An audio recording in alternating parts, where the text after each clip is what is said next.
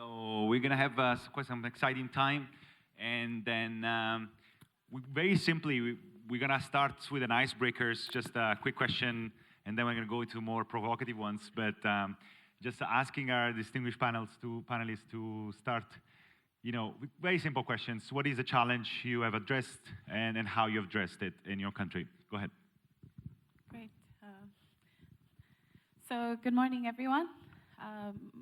My name is Starlin Farah. I am a co-founder and the Chief Operations Officer of Ecodudu. We are from Kenya, and I would say the biggest problem that we're trying to solve is, well, it's not really one, there are like three, but anyway. So in sub-Saharan Africa, there's really a big challenge in getting access to quality and affordable agricultural inputs.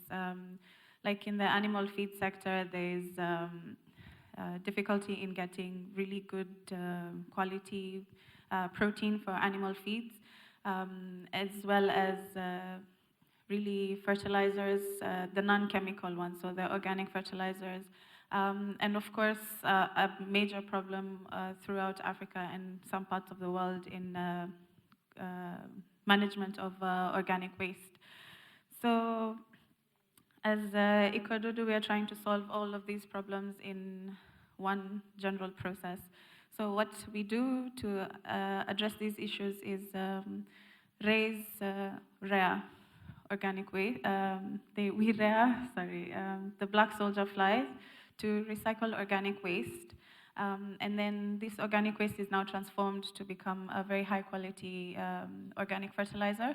And then the insects themselves are used as the protein for the animal feed sector. So sort of really closing the loop. Yeah. Great, thank you. And then very quickly, move to Boris. We're moving from agriculture to tourism. And there is a little video that should go, but when you start it. Anyway, it's a great morning. Yeah, hi everyone. My name is Boris Mugisha. I'm from Uganda. That's the most beautiful country in Africa. And Tubayo is an online travel marketplace. So that means we are solving problems faced by two people. We have the users who are the travelers, because if you come to Africa and Uganda, where I've experienced it myself, there's limited selection. And if you are able to find what to do, it is highly priced because it is targeted for people coming from like Italy to Africa who have more money. So you will find that the African traveler is forgotten. And then the second people who are my fellow African brothers and sisters, Africa has a big number of young people below 35. These people are highly unemployed, and yet you have a river next to you that is really beautiful. So Tubayo is using technology to make life easy for travelers, because we offer you more selection of things that you could do for as low as even $3. And also we are solving the problem of unemployment by helping people use technology to monetize their skills, passions, talents, and also accommodation spaces. And that has gotten us the title of being called the African Airbnb. Yeah. So right in front of you is the future billionaire. So please download the Tubayo when you go to Africa, and then now Arianna is still lost somewhere, but we're gonna start, charity. Maybe we're moving back to agriculture, and give us a sense of what are the challenges you have tried to address and how you're doing it. Thank you, Emanuele. Good morning. My name is Charity, co-founder and operations director at Exotic EPZ Limited. Exotic EPZ is a social enterprise in the agribusiness space. Our company is 5 years old. We established it in 2017. And we are in the processing and export of nuts, macadamia nuts. Anybody had macadamia nuts? Oh, wonderful, wonderful.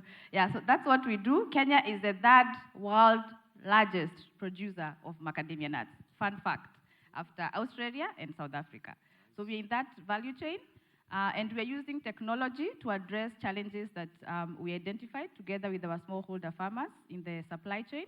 And the challenges are one, in terms of transparency and efficiency of the purchasing process. Secondly, we found out in the industry when we were starting that we didn't have any data. We didn't have data to say what's the annual production of macadamia nuts in Kenya per year. We didn't have data about the number of farmers we have, the number of trees, the yield per tree. We just didn't have baseline data. And thirdly, it's an issue of accurate and prompt payments. So we found out that farmers were being exploited by middlemen. And middlemen would go to their farms and just buy nuts and don't pay for them at the end of the day.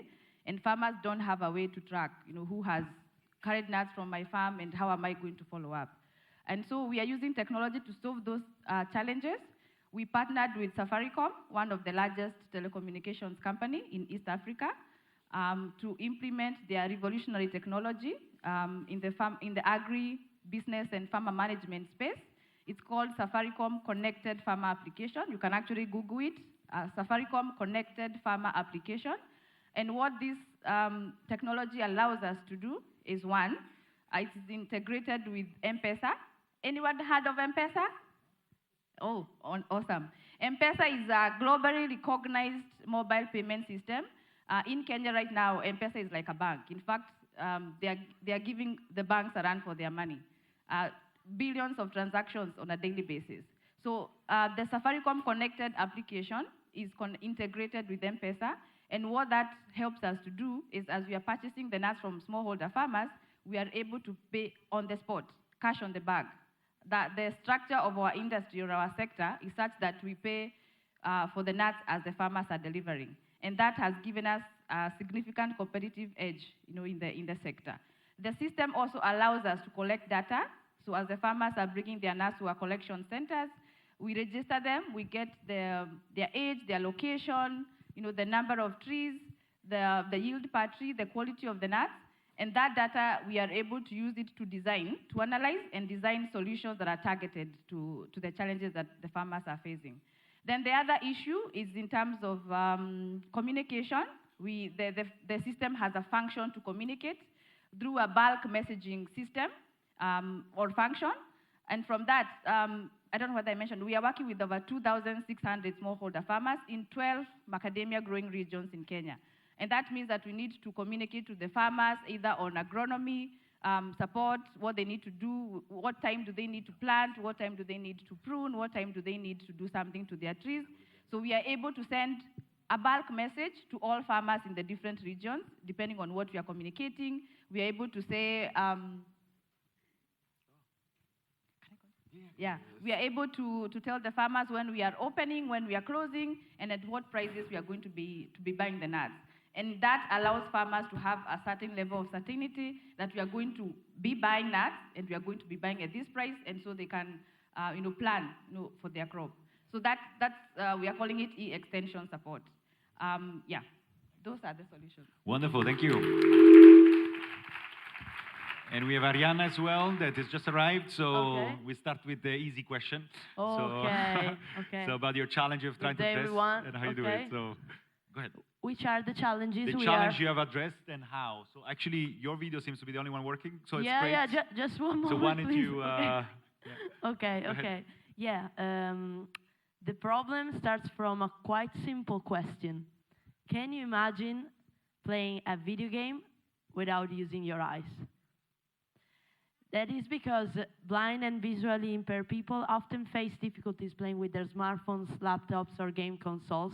And so in 2019, we started developing non-visual gaming experiences to let blind and visually impaired understand how it is to play with a video game in an autonomous way, but also in an inclusive way with others.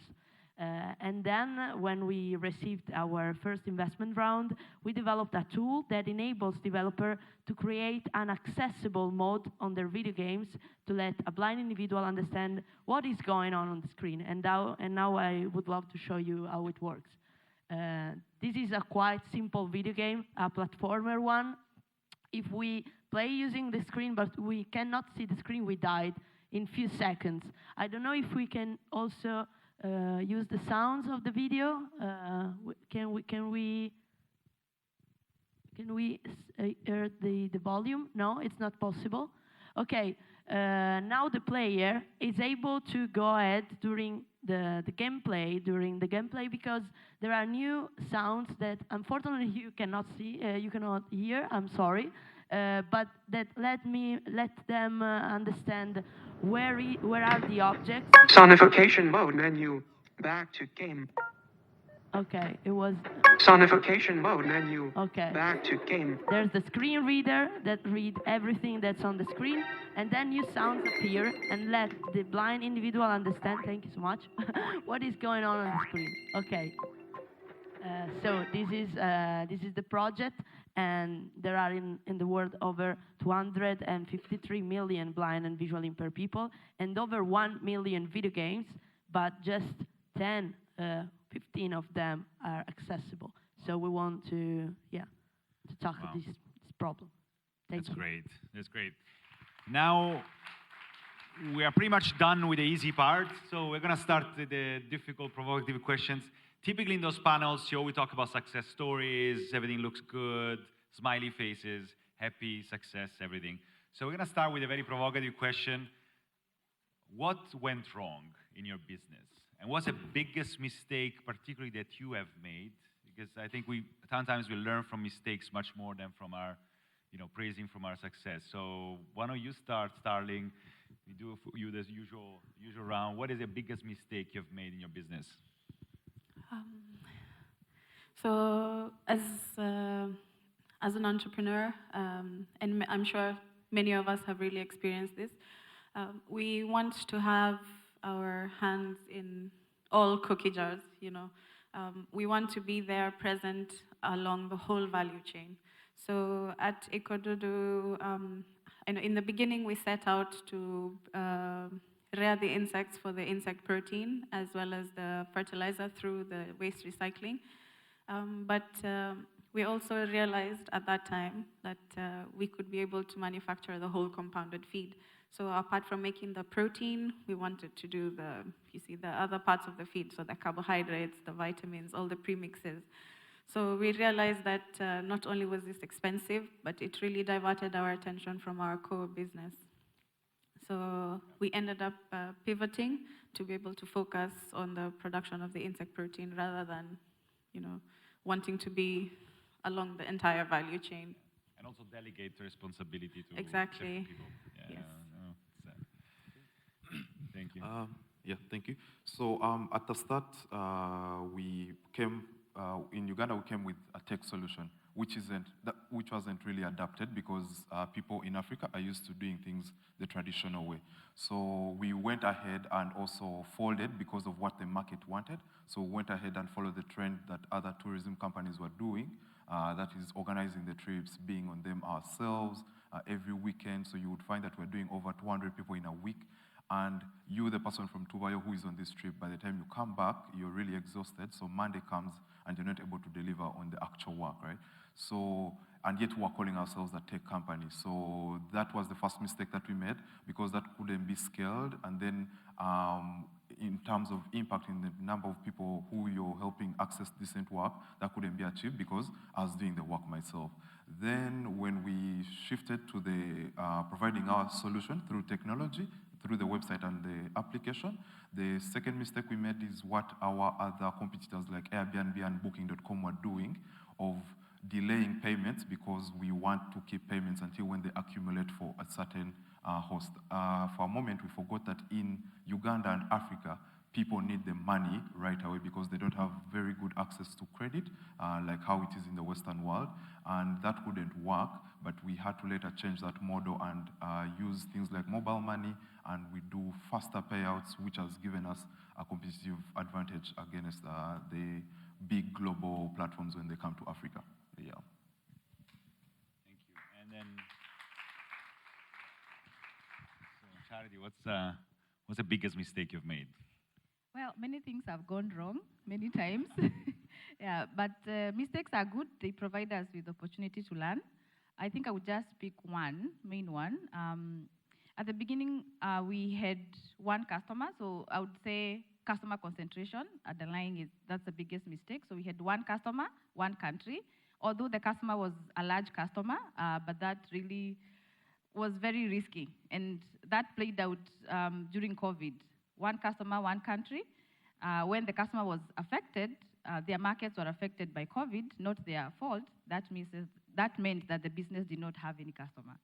So for about 9 months in 2020, we didn't make a sale. And that meant the business was almost at its knees, but it provided us an opportunity to learn. And we are able now to move to many countries. We are selling to the US, to Germany, to Spain, and over 7 customers now. So it was very bad, really bad, not selling and having overheads and workers.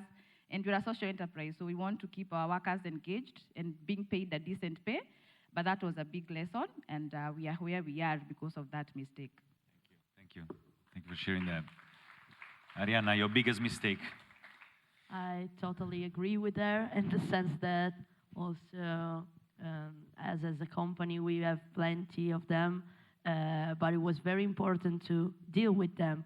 The main ones that I would love to deepen a little bit was, for example, a problem with an investor at the beginning of the year. We were ready to open up a new investment round. It was quite close, and then after the due diligence, we had some problems and things got wrong, and so we have to restart and pivot also the idea. We start developing video games directly for blind and visually impaired individuals, so non-visual gaming experiences. But then we understand, thanks to this failure, that it was an opportunity, a bigger opportunity to create this environment for developers, so this B2B project. So the message for me is that you can understand, you can use the mistake you made in order to better finalize your product and obtain your mission and understand your customer. Great.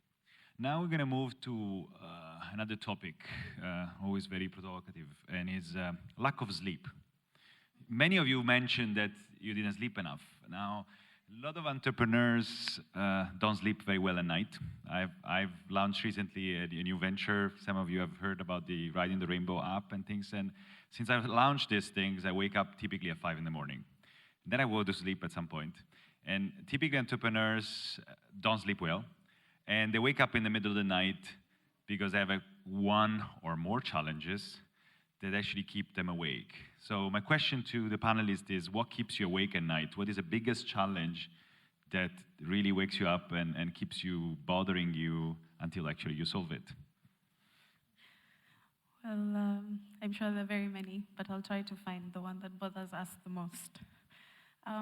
So in East Africa, well, Kenya, East Africa, and perhaps Africa in general, the insect rearing space is still quite new. It's still an emerging sector. And Africans don't really like to play with a lot of insects. So when I started the business, everybody was looking at me like, are you crazy? What are you doing? I come from the medicine sector. So even my parents at one point thought I must have gone nuts working with insects coming from treating people. But the biggest challenge that Ecodudu faces is that given that it's an emerging sector, we don't really have ready talents to be able to drive the business to success. So we don't really have the skills and the knowledge that are required in the business, not like more open areas like in the European or the Western side. So we do spend a lot of time and, of course, a lot of resources in educating people so that they can be able to come back and help us drive the business to success. Yeah.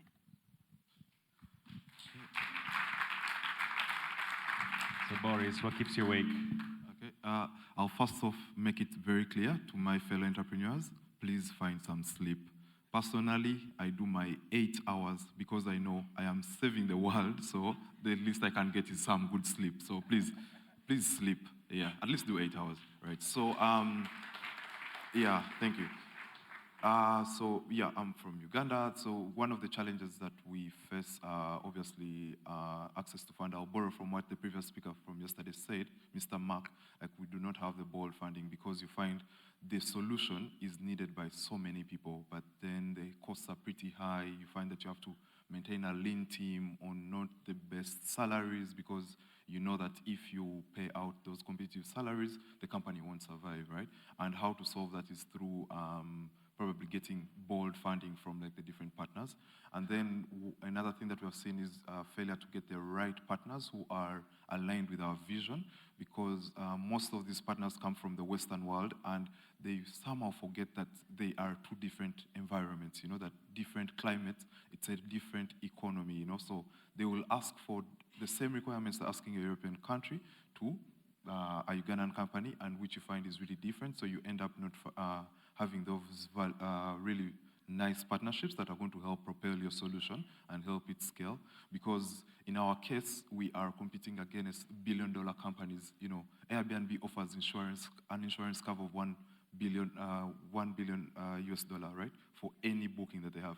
Tubayo can't afford that right away, but the travelers have access to that information. So someone will ask you, Airbnb is offering insurance, but what are you offering? Because we can't afford to do that. So we find that that's a challenge, though we have seen the best way to address that is through getting really good partnerships that can help improve the value that you're offering to your customers. So so partnerships is a big challenge, then also access to fund, typically. And as we have taken the bold step of saying, if the funding isn't there, let's continue to bootstrap, because as we believe in making revenue on making money on every revenue that you make. Yeah. Thank you. All right. Charity, what keeps you awake? Like Boris, I refuse to stay awake because there's nothing that doesn't have a solution. I wouldn't call it a challenge. It's a good opportunity. As I've just mentioned, we have moved to many countries now. We are selling to many countries. And macadamia is one of the nuts that, in terms of consumption, is going up. Many people are, health conscious, and they want to snack on healthy snacks like nuts. And so the challenge for us is that the demand has gone up, and we need to expand our processing capacity. So what we are doing now and what we are focusing on now is raising growth capital. Our business is what we call the missing middle. We are not very small, and we are not so big, so we are in the middle, and we are looking to raise, quite a bit of capital so that we can expand our processing capacity, expand our supply chain, and be able to serve our customers and even expand our market base, because it is there. We have proved it. We have quality products. We have customers who are asking, but we are not able to supply them because we don't have enough capacity. And actually, you before you move on, in terms of challenges, I think you said something interesting yesterday when we had lunch about hiring friends. That I think it's worth sharing. If you wanna share their thoughts and their lesson that you learned. As it happens when you are starting a business, you are looking just around your circles and seeing, who can I convince on the mission and the vision for the business, and who can come on board. So one of the things we were discussing lunch yesterday was hiring people just for skills and competences and forgetting about attitude and culture fit. And that was a big challenge for us. We went out, and we were not business people really at the beginning. We were working in the development sector. And by the way, our business is the only women-owned in this sector. My colleague is there. Can say hi, Jane?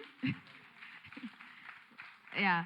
So we were not really coming from the business world. We were coming from the development sector. She was working with the ILO. I was working with an NGO. And so we went out and looked for, competencies and skills to do with macadamia processing. And we got, but what we didn't look at is this person having the right attitude, and are they fit for the culture and the values that we wanted to inculcate in the business? And that really cost us.